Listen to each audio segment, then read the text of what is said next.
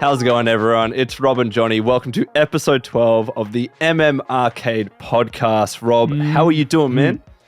I'm doing really well, mate, and I'm pumped for another episode, another week. Let's get into it. Dude, and we wanted to say at the start of this episode, because we haven't been mentioning it over the past few, but if you are here, if you're watching or listening on YouTube, please do like the video. Please do subscribe.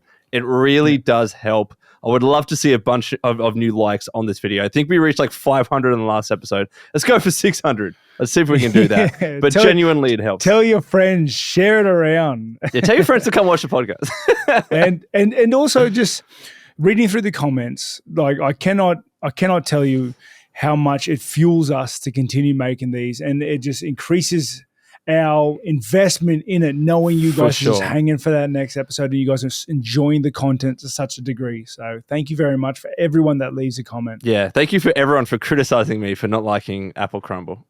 Mate, I still think you're off. And to all the ones, to everybody that said they don't like apple crumble either, like... You had the courage to say it. Good on you. I'm proud of you. Man, how much did Jonny pay you? Like, that's all I can say, because you guys are lost. That was the funniest bit about the comments last week, I swear. Mate, I would probably steamroll a dude for an apple crumble right now. I'm so hungry. Skinny Rob is just hating life right now. Not long now to your fight, man. Like, we keep creeping on it really quickly. It is. It's only about 5 weeks away now. That's insane. That's insane. Look at this jawline, mate. Look at this. You're becoming skinny, Rob. It's really happening. I'm withering away week by week. I want to see like a time lapse of when we started to now. I'm just like the wither, just how much smaller I've gotten. I reckon it would be significant. It's actually fantastic. But again, we are excited to see that. But we've got some more UFC. Last week was a little bit light on with the fights and the news. Yeah. At least this weekend, we have. Look, he's a Kiwi, he's a New Zealander. They're effectively our brothers, right? So we got to talk about Kai Kara France versus Amir Albazi, a UFC Fight Night. We've also got some games news, what we're watching, playing, and questions, answering your questions. If you have any questions, please let us know in the comments. As Rob says, we always do read every single comment, and we're trying to grab as many as possible for each episode. So, Rob, let's start, because you were watching the previous Kai Kara France fight against Moreno. Would love to get your thoughts on what you think about his matchup this weekend against Amir Albazi.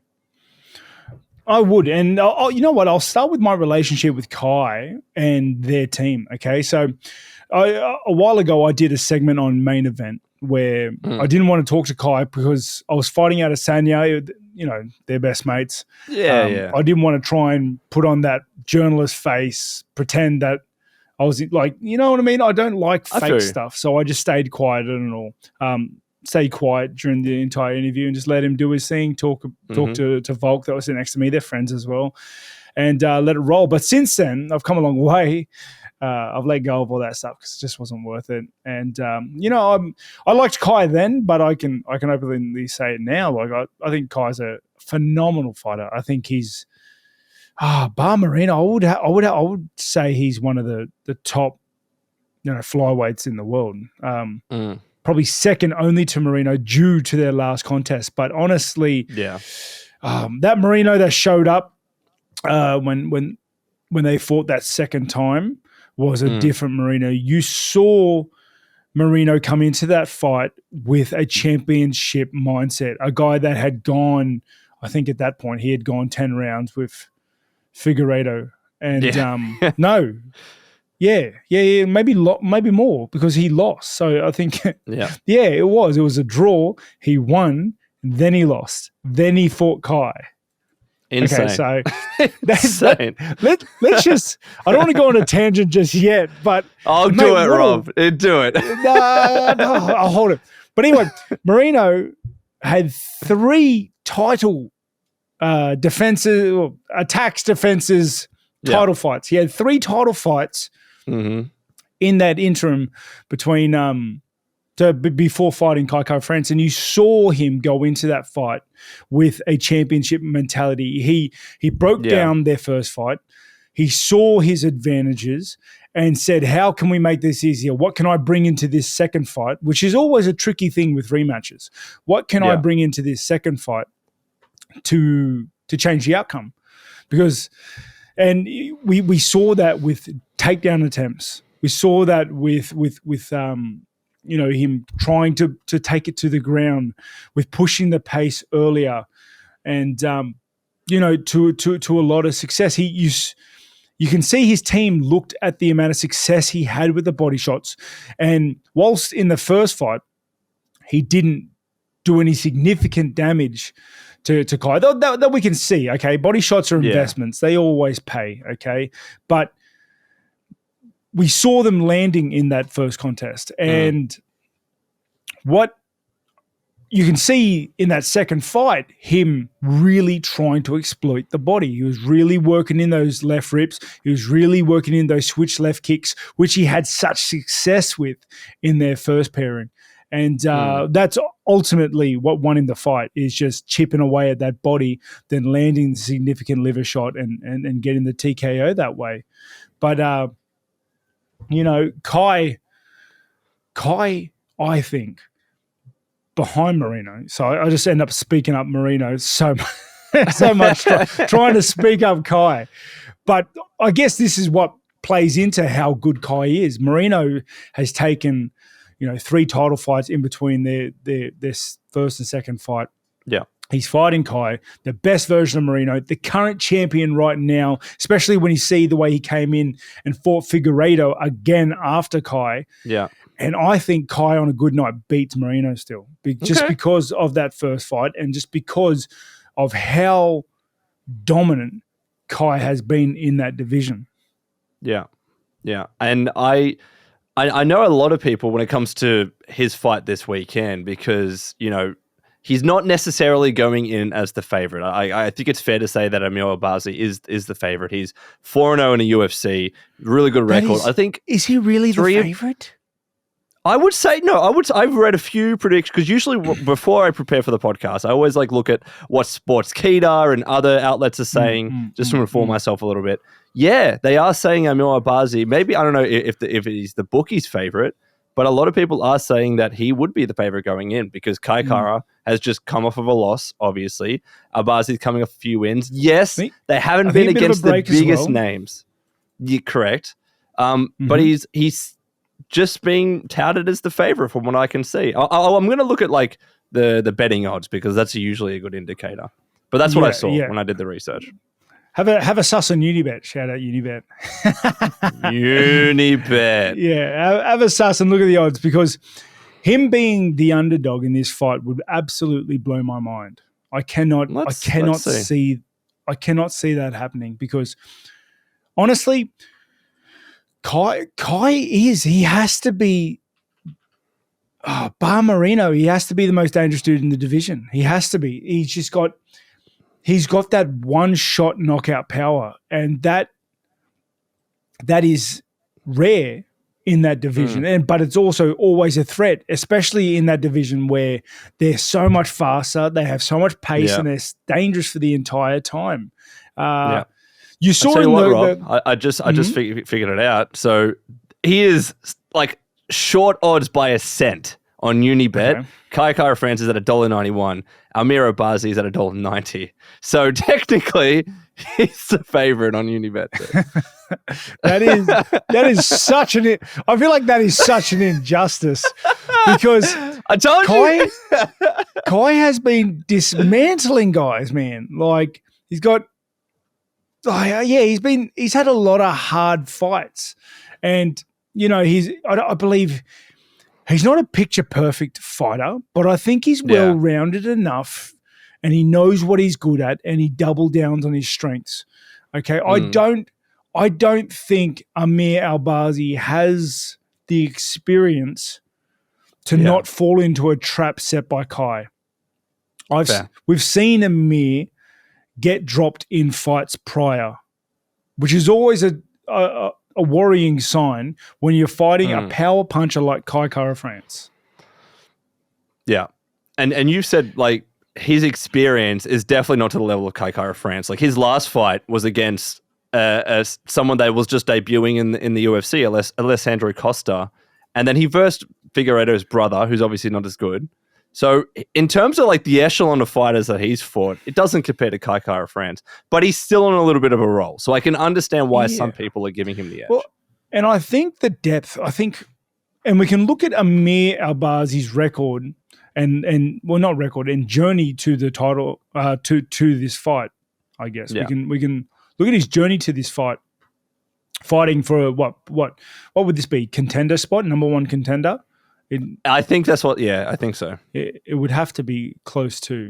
They're headlining a card. Yeah, it's the depth of the flyweight division, okay, and not only the depth, the skill level, and the skill discrepancy between the top 5, the top 10, the top 15, top 20.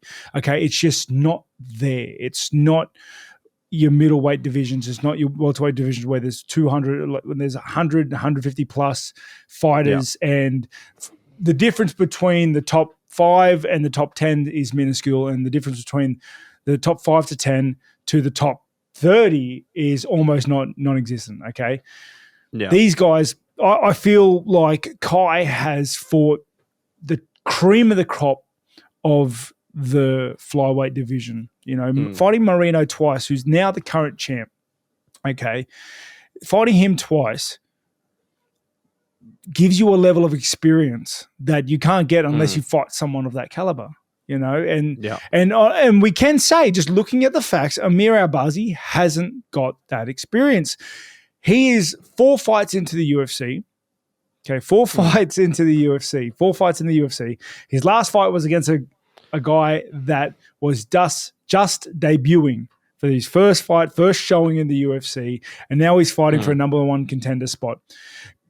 Hats off to him. Very happy for him to get this shot. I think everyone deserves a shot. But when we're looking at betting favorites, when we're looking at odds, I feel like they are doing Kai a disservice because Kai has that championship experience in fighting Moreno, and he's just got knockout power. He's got a very dangerous skill set, knows what he's going to go in there and look for.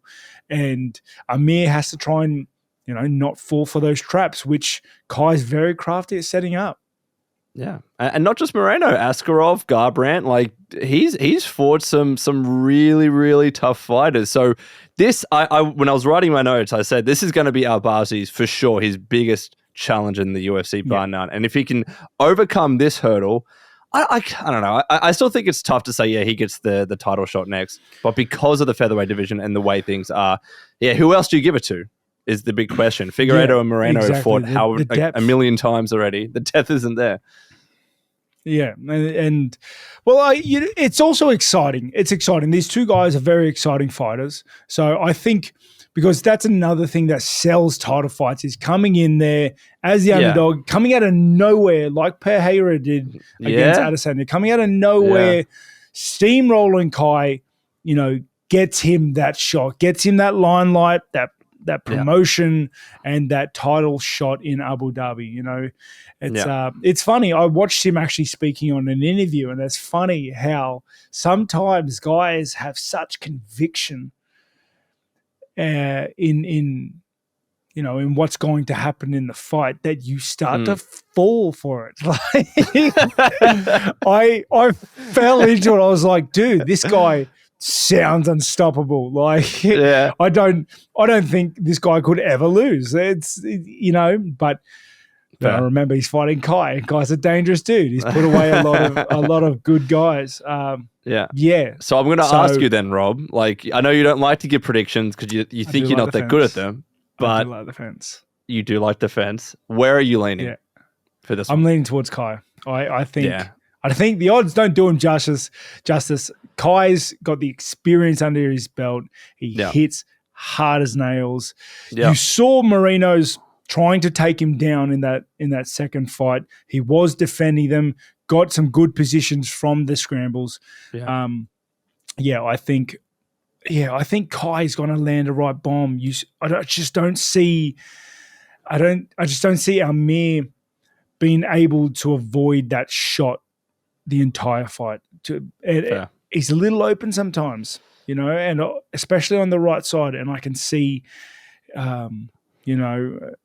Kai craftily setting up a trap and luring him into that right hand. It's going to be very interesting to watch. Yeah, I look, my heart says Kai Kara-France, but I'm going to go with my head, and I think Albazi's got a lot of confidence right now, as you said, like the way he was speaking about it. I'm just going to go with him, just to be the devil's advocate, and we'll see what happens after the weekend. At least at the end of it, one of us is going to be right. yeah. And that's the main event for the UFC, for ESPN 46. Yep. There's I was looking at the card right now, and there are some other, like, it's always fun watching Alex Caceres fight, but there's a lot of old heads on this card. There were even more, Rob, but before all those fights were cancelled. Like Misha Tate was meant to be fighting, like just so many cancelled shots. We have Jim Miller. You know what's funny about Tim Elliott? I thought he was so much older than he is, because I just feel like he's been in wars since I started watching UFC. Yeah. He's 36. But he's only 36. Jim Miller's an old head. Andrei Arlovsky is an old head. Oh, you know. But let me just say, shout out to Malarkey. We're gonna fellow Aussie on the card. Malarkey's in there doing his thing, fighting. Oh, is he on the prelim? He is. Oh, yeah, I can see him. So, there you go. Wish him all the best. Love seeing that guy get in there and scrap. You know, but that's UFC on ESPN 46. Absolutely, and next week we will be talking about our predictions for UFC 289, coming up with like Nunes and Oliveira and Dariush. I'm very excited for that one. I can't wait to talk about that. But so am I. It'd be good to have some filled cards, or like a big card, like a main card, like a big main event, like a jaw dropper. You know, we need some meat. Well, here's the funny thing. After that, it's fight nights until your fight, until your card. Until UFC 290. 5 weeks ago. 5 weeks away. International Fight Week. Mate, it is creeping ever closer. I forgot to ask, and I literally haven't asked you even off the mic, but when do you usually fly out for those things? And are we going to be able to record a podcast that week? We'll have to check on times, the timing schedule, because it's we'll check on times. But if the fans want to hear it, I can give you an update on Fight Week for sure. You know, early in the week, close to the end of it, I kind of get fed up with speaking about stuff they usually have. Especially, I can only imagine International Fight Week getting in there. There's going to be so much press and so much work to do. But I am with the idea of getting one in, you know, for our devoted and loyal fans. Have to. But look, if we need to record ahead of time, we can when you're a bit more fresh and less focused. I'll pretend I'm in Fight Week. I'll just dehydrate myself and talk in the future sense. But I usually, it depends where I'm fighting. But for Vegas, it's usually about 12 days. We found that's a sweet spot for Vegas. So okay, cool. Well, moving on, we got some games news to talk about. It's not the biggest weeks in terms of games news. Like last week, we had the PlayStation Showcase. In the coming weeks, we have loads of showcases to talk about, like Xbox, Ubisoft, Devolver Digital. There's a ton of stuff happening. So if anything, this is one of the quieter weeks. But we do have some big releases that have just dropped or are about to drop, but we have reviews to talk about. So two of the biggest releases happening in the next week or so, Street Fighter 6 and Diablo. So both of those have been reviewed really, really damn well. Street Fighter 6, 92 out of 100 on OpenCritic. How's this for a line, Rob? All right. The best fighting game we've seen in the last decade. People are absolutely raving about like Street Fighter 6. Like it's legit one of the best fighting games that we've ever seen. I think. Go on. I think Street Fighter's always done it right, done it well. Okay. Yeah. I do feel like they started getting a little distracted around 4 and 5, and 100%. But not as distracted as every other fight company. Gotta give him that. I feel like every other fight company kind of got really distracted. Like, what can we do different to separate us from the rest of the fight industry? And they didn't focus enough on fighting. Honestly, Street probably Street Fighter and Smash Bros. The two fight games. Oh no, I'll throw Tekken in there as well. Tekken's pretty good too. I'll tell you what, Rob. So someone else was talking about it the other day. This is a year that we have Street Fighter 6, the reboot of Mortal Kombat, and Tekken 8 in the same freaking year. Can't they just talk to each other and split it up a little bit? Because it's insane for all like the top 3 fighting games in the world to be dropping in the same year. It's we're back in 1990s. Like we're back in the 2000s. Like go. Street Fighter 2 era. It's gonna be sick. And we are gonna be keeping our promise. Like Rob and I, we do have Street Fighter 6 codes. We have to wait until the game actually launches for like the online service to be on, so we can verse each other. So whether we do it like as a clip as part of the podcast, we release it as a short, or just like a standalone video on YouTube, it will go up at some stage once we get some time. A short might be good because less snipping and cutting and everything, and then we can reference to the short and get all those juicy views. but it also opens up the avenue of just we can if the fans want it and they ask and the commenters comment about it, we can do more different sort of challenges. We can play different games just because of how much easier it'll be. We just jump on, smash it out, record the viewing, and then you know, upload as a clip. The accessibility, I guess, is just much better. For sure. And then obviously on top of Street Fighter 6, Diablo. So Diablo 4, one of the quotes that I have here, it's a stunning sequel with a near perfect endgame and progression design that makes it absolutely excruciating to put down. It's going to be heading into early access from tomorrow if you've pre-ordered it, and then the actual official launch is coming on June 6th next week. Like Rob, this is an awkward time for you because you are in fight camp and a title like Diablo is dropping. How are you going to manage that, man? It's you've got it wrong, mate. It is perfect for me. Okay, really? Perfect for me. Yeah. And I'll explain.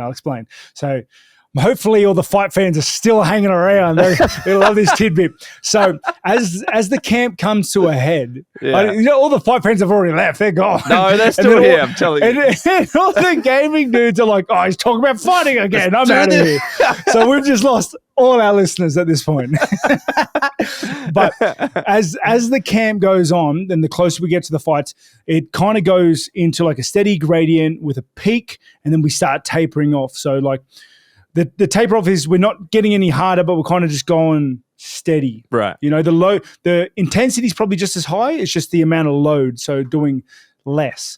And then fight week itself, we go 12 days early. There's not much work to be done at that point. The work's done. It's just like maybe an hour a day getting in there, moving around, mate. And I'm away. I'm in Vegas 12 days out. I've only got to be there for an hour a day to shadow spar. I got no kids. I got no wife. Okay. I got just me, myself, and my laptop. Mate, I kid you not. I will sit there for like massive 12-hour sessions, longer. Like it's the perfect time to have a game. Because I've actually completely wrong. I've had games where I've had camps where I don't know what to play and I sit there just stupefied doing nothing.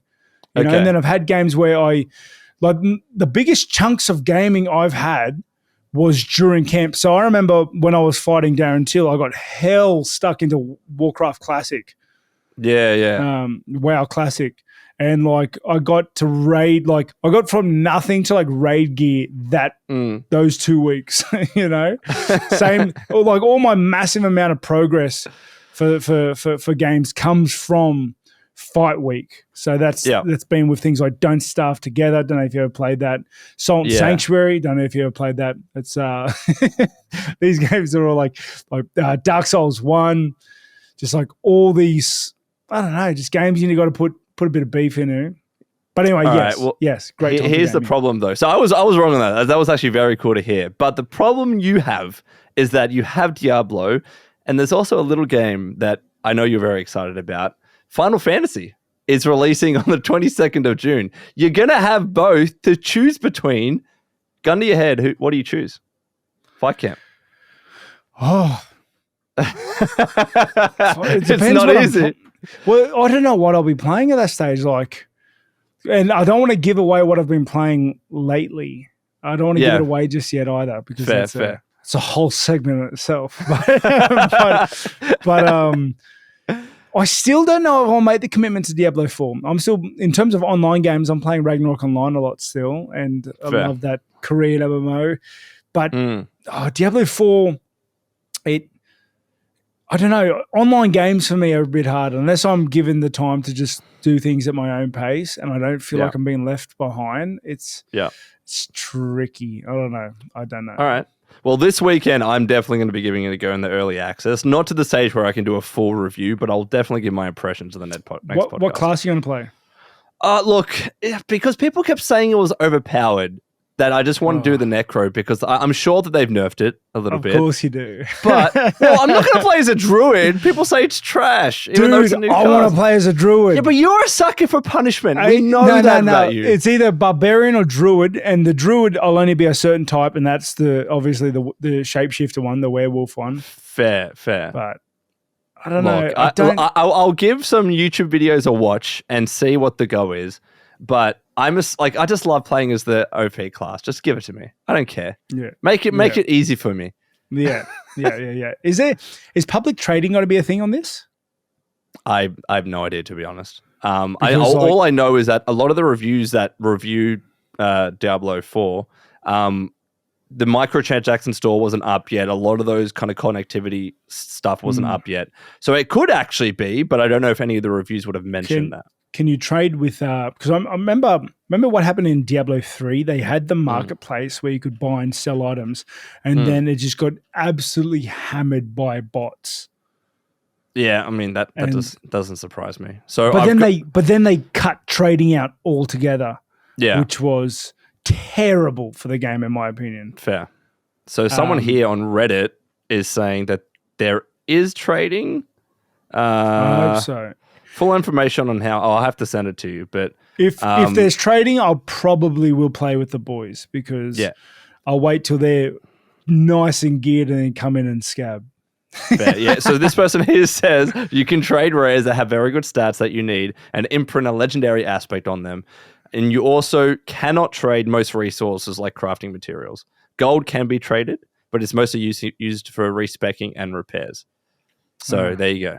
Yeah, but you can trade items. Okay, we'll have to see how this goes. Trade. Yeah, let's see how this goes. Should be interesting. But the next games news that we have, and another one that you're excited for, Rob. So Metal Gear Solid, as I like to refer to it as Master Gear Solid 3 Remake, fucking Snake Eater. Really went on a roller coaster with that one. Oh mate, I just kept saying Master, and I didn't know what the hell was wrong with me. I didn't want to bring it up because you were so stuck in a loop. It's like you were rubber banding in your brain, dude. I needed a reset. You needed to press my button as I could reset. And I couldn't get it right, and now I'm in the same freaking loop again. But Metal Gear Solid 3, I got it right the first time. This time, so there's a bit of controversy, Rob, about this remake. That we know there's been a bit of controversy just in general with Kojima leaving and everything with Konami and a lot of that stuff, right? But the one specific one that I wanted to talk about today is that When was Metal Gear Solid 3, Snake Eater, when was it actually released? It was a fair while ago, right? You played it back in the day. Very long ago. Very long ago. So we're talking 2004, I think. Yep. Yeah. So what they're doing, this is a remake. That's almost 20 years ago, mate. Yeah, wow. Man. 19 years ago. Isn't that We're that old. We're that old, dude. Don't say that. 20 years ago, Metal Gear Solid 3 came out. Yeah. So this is why this has become a little bit of a controversy. So they're doing the remake, and you saw it's probably going to look beautiful, high-res graphics, all that kind of stuff. Yep. But what they're not doing is re-recording new voice acting. It's going to be the same voice acting from the 2004 game, and a lot of that stuff was probably recorded even before that, right? And they have a point, like Konami on their side. A lot of the voice actors have passed away. So, if you are recording new voices, you have to bring in new actors, and that's probably not as true to the original. But then a lot of people are saying that doesn't make it a true remake because you're using these old kind of voice audio clips and whatever. So, Rob, what do you think? Is this much of a deal as people are making it out to be, or are they just kind of doing what they can? Well, because they're calling it a remake and not recording new voice lines. That's the issue, and not calling it a remaster or something a little bit more light on. A full remake, people are expecting. What do you mean not recording new lines? So for all the characters, all the NPCs, they're going to use the same clips from the same 2004. audio files. The exact same audio files, right? And they're going to have to do a bit of a job to like, because from my understanding of what they're remaking, it's going to be like, you know, in the new engine, they're going to have to like perfectly sync it according to the old files. Yeah. But they would have had to have done that anyways, unless they were using mocap, right? We have the technology. We can do it. I'm sure it'll look good, but whether it would sound up to today's standards and whether they should technically be still calling it a remake, that is the controversy. Why wouldn't they call it a remake? I know. They're using the same lines. Like it's even closer to the original. I agree. And I think it's unfair because like people have like literally passed away. So maybe like you use those lines, and for the other ones you like bring back like the voice actors and have them re-record. Yeah, and like the company as a whole has changed so much since then. Like we were just saying 20 years ago. Like that's a massive amount of time. I think remastering it and trying to keep it as close to the original as possible to the point of like using the original voicing is perfect, absolutely perfect. Like that's what remasters should do. Yeah. If the people aren't around to film to record the new audio files, then you know you gotta make do. I applaud the fairness. There you go. So you are still looking forward to Metal Gear Solid 3, the remake, and all the other like the original games that they're re-releasing too. Yeah, definitely. Mate, I think I'm gonna do another run, but like I'm really. I'll get into it in the next segment. I'll explain. You just want to talk about what you played. I do, because I've realized something about myself, but I can't quite work out what it is. But anyway, we got one more games news to talk about, right? And it's about Fable. So another one I'm pumped about. Exactly. So, Rob, people are speculating that there's going to be a Fable announcement of some kind at the Xbox Game Showcase. The reason being, so you know how in Fable, and you'd be able to tell this, you know, better than I, when you're going to your next destination, it's like a glitter trail. Is that right? Like in the game, that's the thing that directs you to the next spot. Maybe. If you remember. I only played Fable 1. I didn't like Fable 2. I'm gonna literally Google it and see if it actually looks like glitter. Does it? There's a Reddit post, someone asking, can you turn the glitter off? That's probably a yes. Yeah. But, so here's the thing. So essentially what's happened is Xbox has released a teaser for the Xbox Game Showcase. They like started off with a glitter trail and it led up to like this computer screen showing the logo and the imagery for the showcase. So hinting at something coming, and people are guessing it's going to be Fable because it's a glitter trail, right? So it's got to be. It's got to be, right? And I think the big question is it a new Fable game? Do we need a new Fable game, Rob? Yep. What? I'm asking you because I want you to get excited for it. Oh, dude, we needed one 10 years ago. Listen, didn't they already announce that they were doing a new Fable? I'm pretty sure they did. We have no idea about what it might be. Like, when is it going to be? What date? It doesn't matter as long as it's coming. It just said to be announced. That's all they said. The world of Fable. So, did you play Fable 1? No, man. I never played Fable. Oh, dude. Not because I don't like it. I just never... The backlog's too long, so I just never got to it. Dude, it's so good to the point where, like, I played it last year on my Steam. You can have a look at my thing. I played it last year, and it's still good. Like, it's not as good as I thought it was back then, but it's good enough. And here's the thing, it's Rob. just... The world building is magical. The characters are magical. Just the Fae and that sort of like Fae world and pseudo Fae magic and stuff. Right. It was just, and it was like one of the first games to really implement decision-based consequences. Yeah. Well, here's the thing. Here's the question. Yeah. Would you take a remaster or a remake of Fable 1? Because...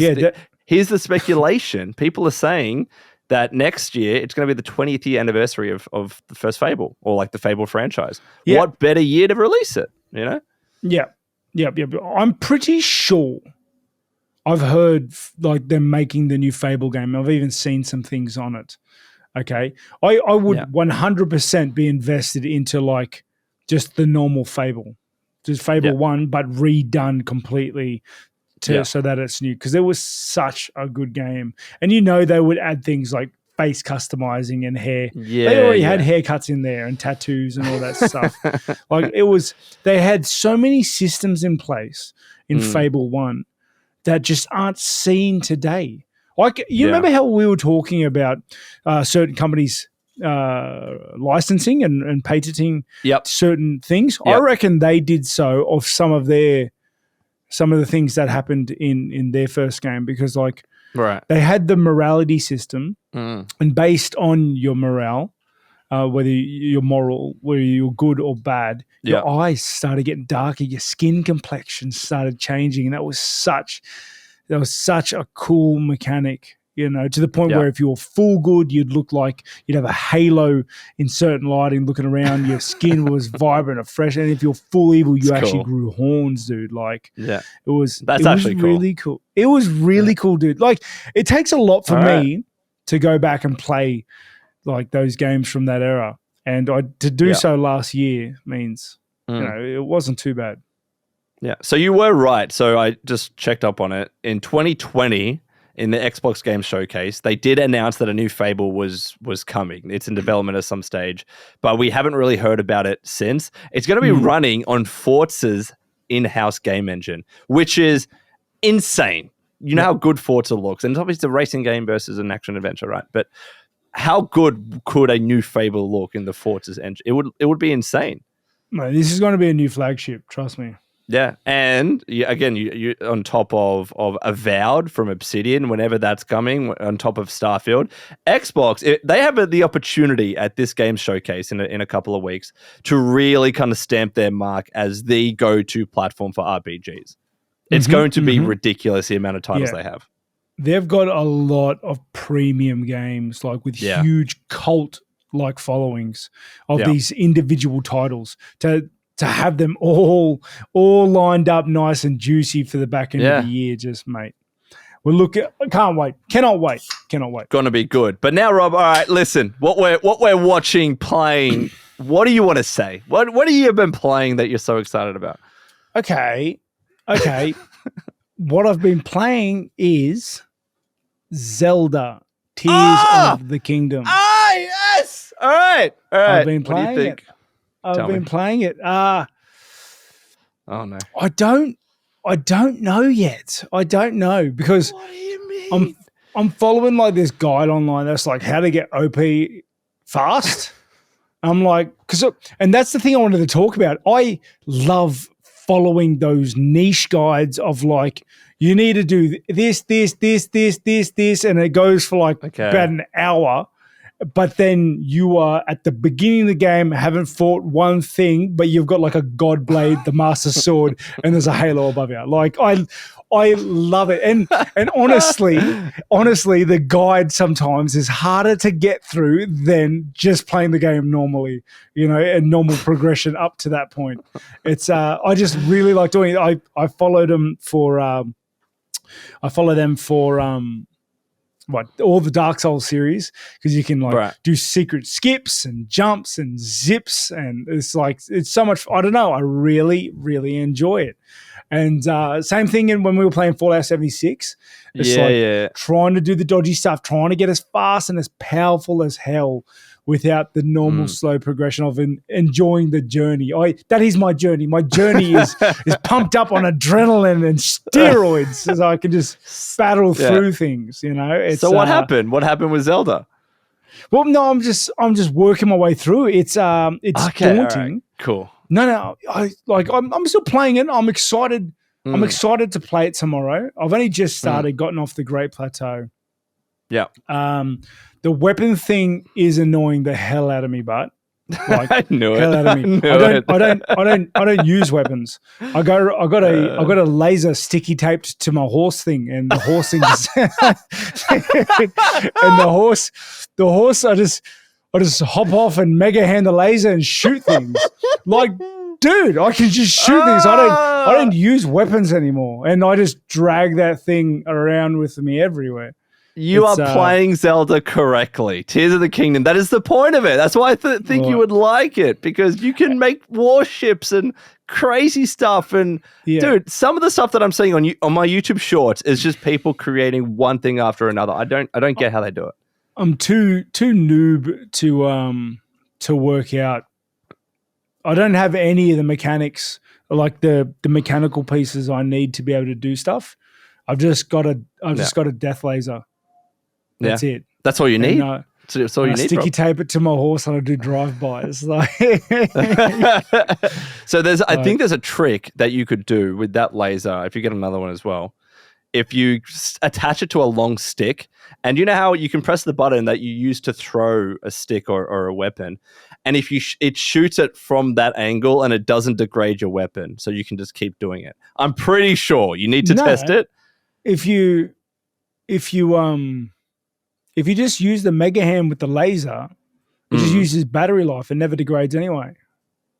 Yeah, but if you attach it to a weapon, it becomes a little bit more versatile. So you don't have to get off your horse and hit the horse. You know what I mean? You just have it. You have it on a stick. Attach it, and then go to throw it. But how do you turn the laser on? So when you're in that throwing motion, I believe it just activates the laser, because I know it does that with the cannon. So you got to try it out. I don't know if I'm right, but I'm curious to see if it works. But yeah, so the weapon thing annoys me to such a degree, I just don't use them anymore, and I just run around with lasers. Fair. I love it. That's great. You're playing it correctly. That's what they intended. Mate, it's mate, it's a huge game. There's so much to do, and so much. This is the first Zelda game I've ever played. So I spent. Well, you played Breath of the Wild a little bit, but not enough. Like I didn't get off the tutorial island. Well, you tried to fight Ganon. I remember you telling me. Yes, I did. I got off the tutorial island and tried to get in the Ganon thing. See, that's the thing though. I was watching a YouTube on like how to get OP. Get off of YouTube. Friggin' YouTubers. They're ruining everything. But it's great. Sick. I spent the last, I don't know. So I drove an hour and a half into the Shire to do training, and then drove an hour and a half back. And I spent all 3 hours of that plus like 20 minutes here or there in between other sessions, listening to the lore of Zelda.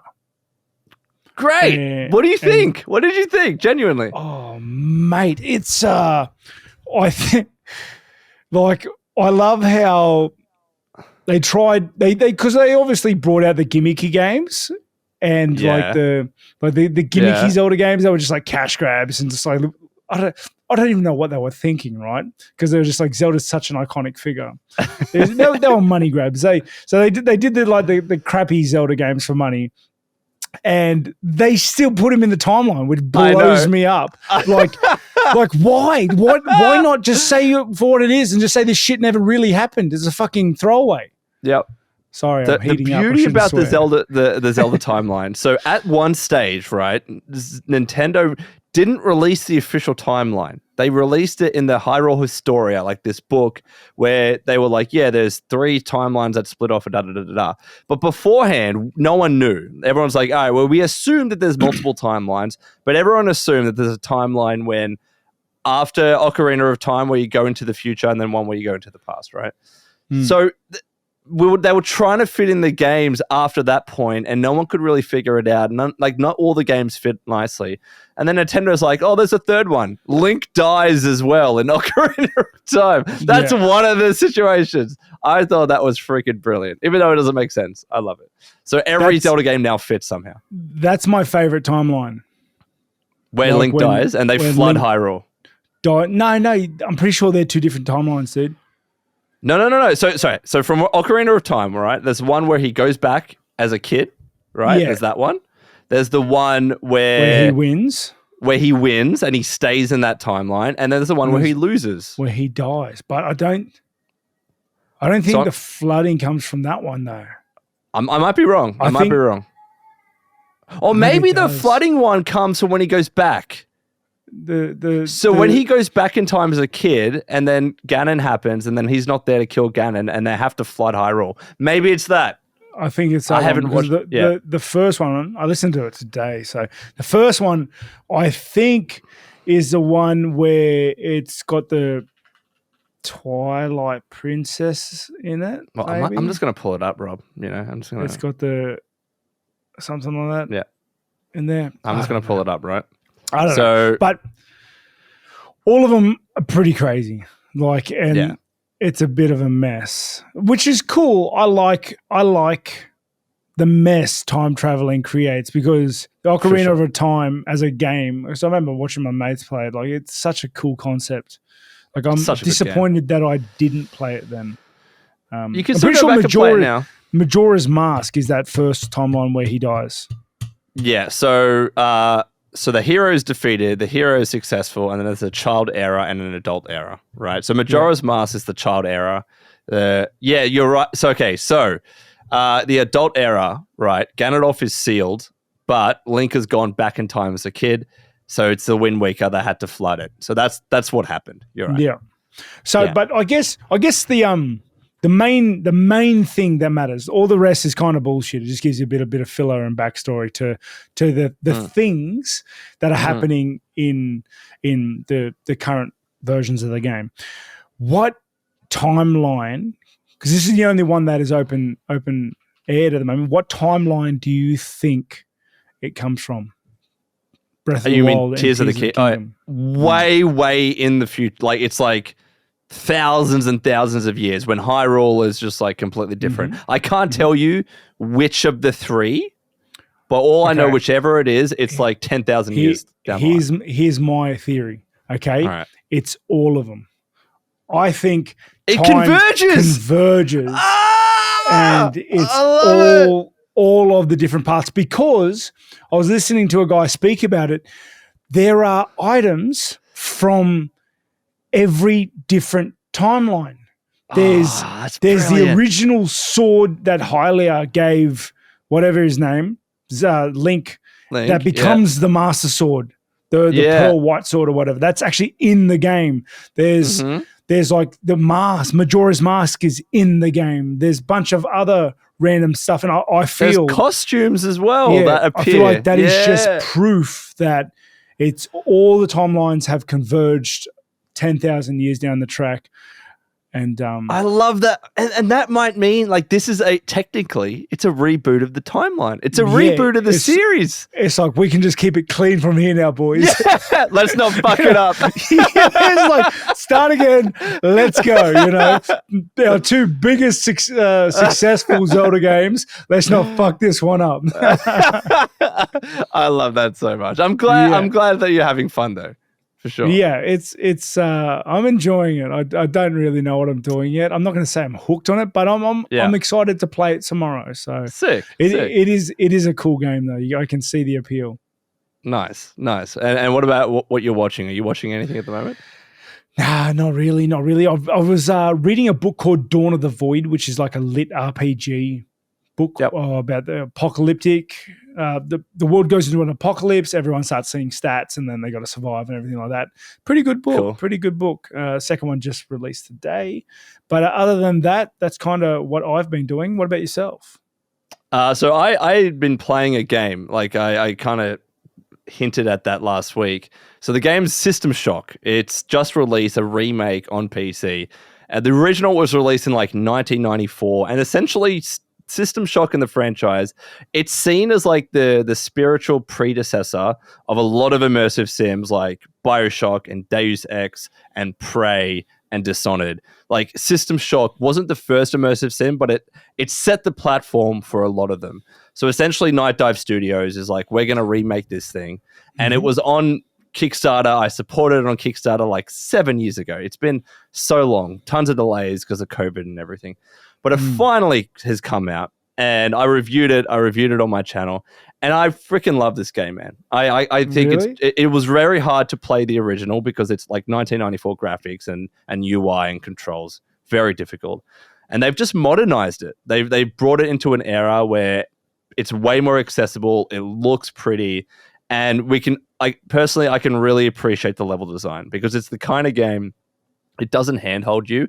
It doesn't give you, unless you select the easy difficulty, if you're on normal or hard, it doesn't give you a quest marker. It doesn't give you a waypoint. You're just on this space station and you need to figure out what to do next on your own. The game will give you clues.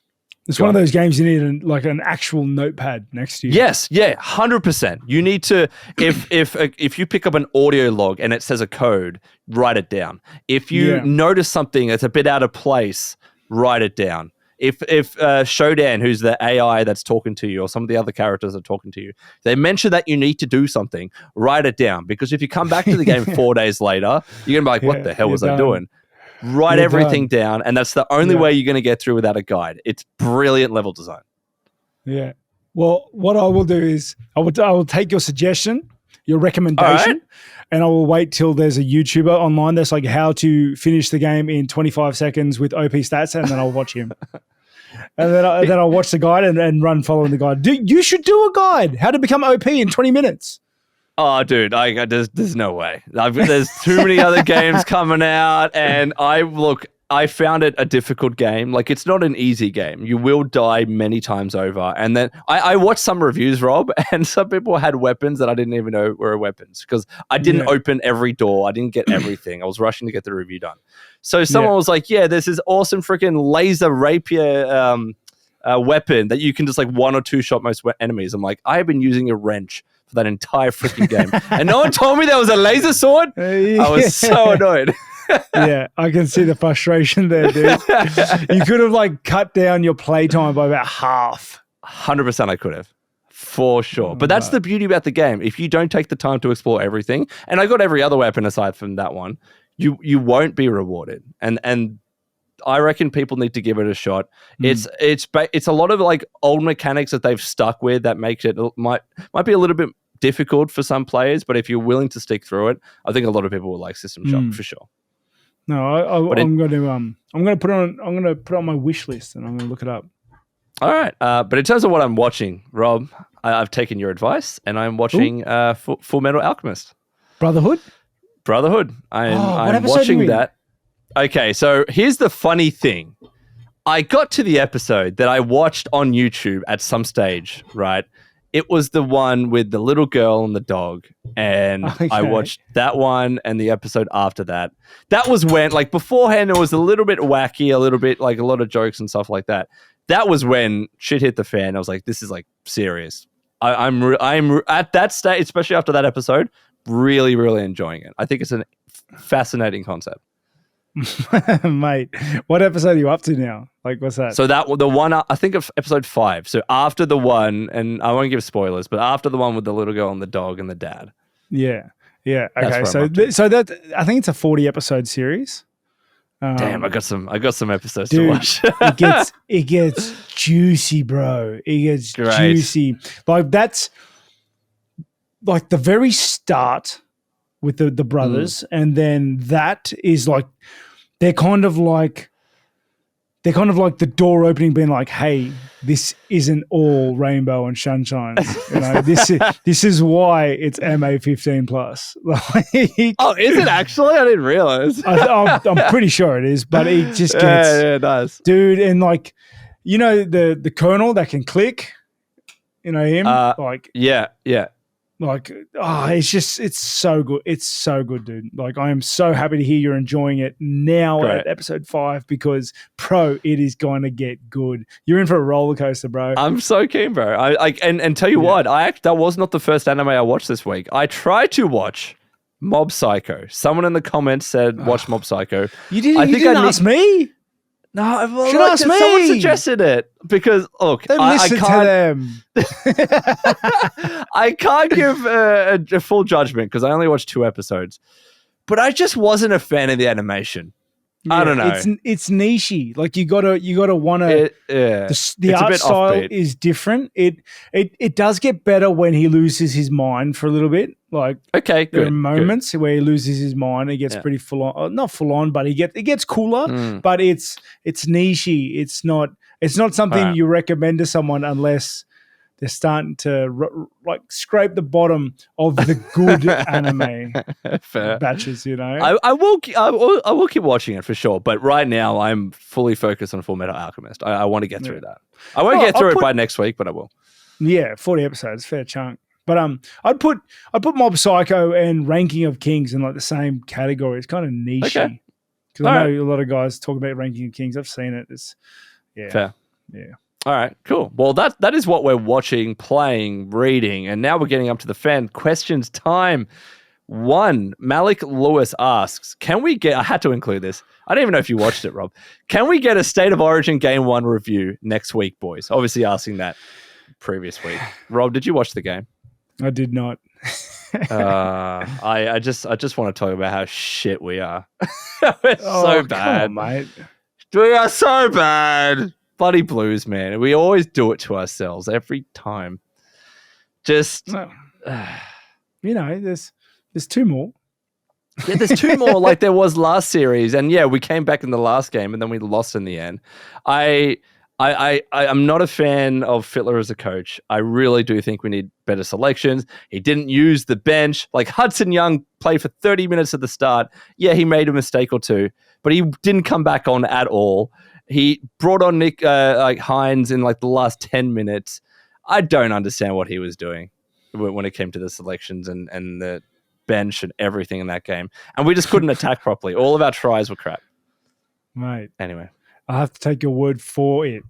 Watch the game and you'll agree with me. You'll be as cynic like I am. So that's what I thought, Malik Lewis. And Queensland scrambled really well. They played really well. So next question from Will Safer asks, Rob, what was your toughest fight that you won in the UFC? Easy. Romero too. Thought so. Yeah. That was nightmarish. That was such a hard fight. I thought you were going to say like the entire, like both of your fights with Romero, but just the second one specifically? The second one specifically because like something was different. And I broke my hand in the first round. That's right. It was that. Yeah. So it was so hard to try and stop him from moving forward with punches. And he had changed so much from the first and second fights. It was like fighting a different dude. Like his body was made out of steel. Couldn't. Yeah. I don't know. I don't know what recovery program he was on, but I got to ask you. So, like when you broke your hand, I'm sure adrenaline's pumping, still hurts. But when the adrenaline stopped after the fight, how much was your hand hurting? Genuine question. Not much straight away because apparently the break did something to the nerve, so I wasn't really feeling it too much. But when I got the surgery, to fix it, replace it, reset it and everything, and they put a plate in there, it hurt like you would not believe. I remember waking up in the night and just throbbing in a cast and like couldn't do anything. Damn. Did they have to re-break it to put it together again? I don't know. I got I got a plate in there now. So okay. All right. Does that go off when you walk through the airport? No, it doesn't. I've always wondered that as well. As well as like when you get an MRI and you like, do you have any metal in your body? You're like, I always feel that's right. I got like metal like braces behind my teeth and like, they do ask like, have you had a tattoo? Because apparently people that have tattoos all over their body because there is metal in a tattoo, they have to tell them because there is a chance of skin irritation if you don't tell them that. Yeah. But next question that we have is Spartan Cosmo asking, do either of you have a favorite anime film? Film in particular? Yeah. I like this question. They are? What's yours? I'm going to tell you, and it's so mainstream, I don't care, but the Mugen Train Demon Slayer movie is so good. It's brilliant. Like the animation, the fights, the story, I won't spoil it, but it's Have you watched any standalones? Like not from a series? Oh, good question. I think I have watched a couple, but they were so long ago. Most of them that I've watched, admittedly, have been from series that I enjoy. Or are you recommending something? No, like they're always kind of weird. Just because they are. The movies I do, they're either like R-rated or everything in between. It's a strange place, like the films. Love. I like the Konosuba movie. Like that's based off a series. If I had to pick one actual film, though, it'd probably be Kite. It's called Kite. Kite? Okay. I think it's about assassins, I want to say, but it's pretty full on. Yeah, but yeah, I could be mistaking it. No, it's I can see it. Kite, Japanese animation. Yeah, that sounds about right. Yeah. So I will say, it just popped up in my head. All right, someone in the comments was like, "Hey, either of you watch Goblin Slayer? I recommend it." Have you watched Goblin Slayer, Rob? Bro, yeah. Yeah. Okay. So like, I was taught. No, but I've had many conversations with, Mackenzie, right? Camelworks. Yeah. Every time he describes it to me, someone was like, yeah, you should watch Goblin Slayer. It's great. And then he started watching it thinking it was going to be like this fun anime. And then it just gets super, super messed up. Every time he describes it to me, I'm like, I'm never watching that. Have you seen Berserk? No. Okay. Wait, is it like Berserk? That was going to be my reference point. It is full on. It is so good, but like so good. But there's a lot of dark themes in there, dude. Like, goddamn, like goblins, adventuring party losers, women, caves. Yeah. I got the lowdown from Mac. Yeah, but it is so good, dude. I love the main character so much. He just wants to put away goblins. Like nobody's business, like just goblins. Like love it. It is so good, and I feel like the intense dark themes only adds to that. So it is very good. It is very good. Probably finish Full Metal Alchemist Brotherhood first. I will. That at least seems more family friendly than freaking Goblin Slayer. Next up, it's not family friendly. Lurk asked the question: what are some things, Rob, that recharge you during camp? Snacks, shows, games, or a workout that you enjoy, even when you're tired? So I wouldn't do a workout to recharge. It's kind of counterproductive. But I enjoy like any sort of live sessions we have, like whether it's grappling or sparring or anything like that. I like the competition. It's fun. Yep. I can't really snack too much, intense diet. But video games, like when I get given like a day off or something like that, and I've spent time with the kids, so I don't feel guilty locking myself away in the office, and I just get to sit there, play some games, zone out, just focus on just enjoying the game. Like that is my recharge. That's you got your coffee. I remember you talking about you start in the morning. First thing in the Sunday day off, brew some coffee, come in here, plop it down, turn on the games, and good to go. All right, sick. Next question is from JPR asking, Rob and Jonny, who is your favorite video game character? Ooh, I love this one. Ooh. For me, it would be from Fallout 3, Colin Moriarty in Megaton, the Irish lad. I think he's a great character. I think he's so funny, and he's just even though he's pretty messed up, he's such a spark of joy every time I hear him. Colin Moriarty at your service. It's such a good character. I love him. What about you, Rob? That's a tough one. Would it be what's your favorite game? Have I ever asked you, like, of all time? What is your favorite game? Final Fantasy Tactics. So is it from Tactics? Is there a character from Tactics? Nah. Main character's stupid, Ramza. If I had to top of my head, I just want to say Squall from Final Fantasy VIII. Squall. He's like, but he's such a broody character. He's just brooding.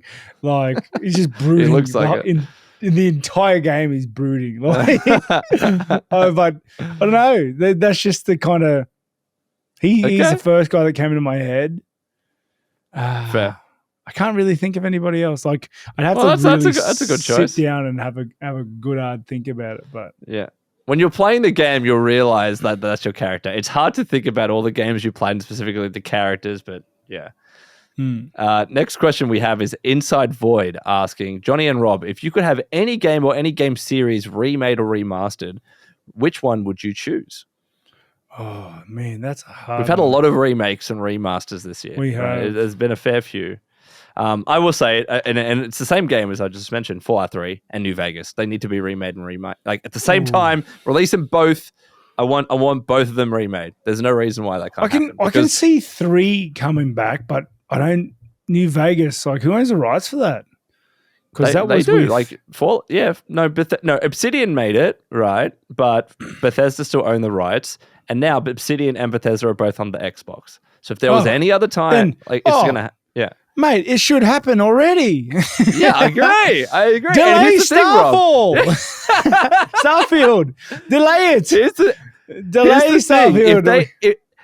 If they remake Fallout 3, it's the same assets as New Vegas. So you're killing 2 birds with 1 stone. Dude, that has merge to be them. the answer. Make them the same game. Well, they've done, the mod, what's it called? Tower 2 Wastelands or some shit, where you can play Fallout 3 and New Vegas at the same time. Like, it's like connected. And people keep recommending me to use that mod. So yeah, I agree. That would be cool. That would be cool. Are you saying that or another game? No, I would Final Fantasy Tactics. Every answer in Final Fantasy. Just make it again. I like it. Or Morrowind. That would be a sick remake. Oh, good shout. Oh, yeah. Morrowind, actually. I'm going to go with Morrowind. That was so good. All right, bet. Last question we have is from Ben asking, hey, Rob, did you ever come around to the name Bobby Knuckles? Did you not like the name Bobby Knuckles, Rob? I just Do you not like it? I didn't make it. No, I like it now. Like, it's okay. It's like a fan given name. It's a fan name for me. But right. Yeah, I never hated it, but I didn't make it up. Like Fair enough. You didn't have an attachment to it at the time. Yeah, but now I do actually, because it's been a moniker for so long. For sure. Well, that's it, Rob. That's all the questions. I know you read the comments and you have a question or one that you want to address. I've tried including them in everything I've been speaking. So a lot of the tangents are based on the comments and commenters saying, hey, but what about this or what about that? So I try to include it because we learned last week when I actually write them down, it just screws up the whole format. I saw you come this week with the format already done. No need for help, Rob. It's all good. So I'll keep my I'll tell you what happened last week. Rob was like, I want to include some questions. I'm like, yeah, go ahead. He includes like 10. He's like, fuck, I forgot to include their names. Any of the names. Well, go back and we'll add the names. The formatting was terrible because I just copy and pasted it. So that's us. But yeah, if you do have any questions, let us know in the comments. And that's us, man. And another episode 12. That's it. Continue to smash them out. Yeah, we are throwing these out there. Yeah, much on what Jonny said.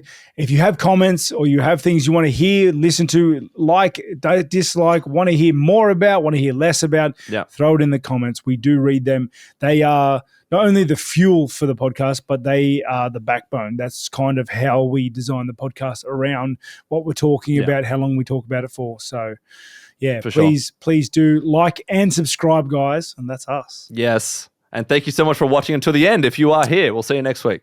Peace.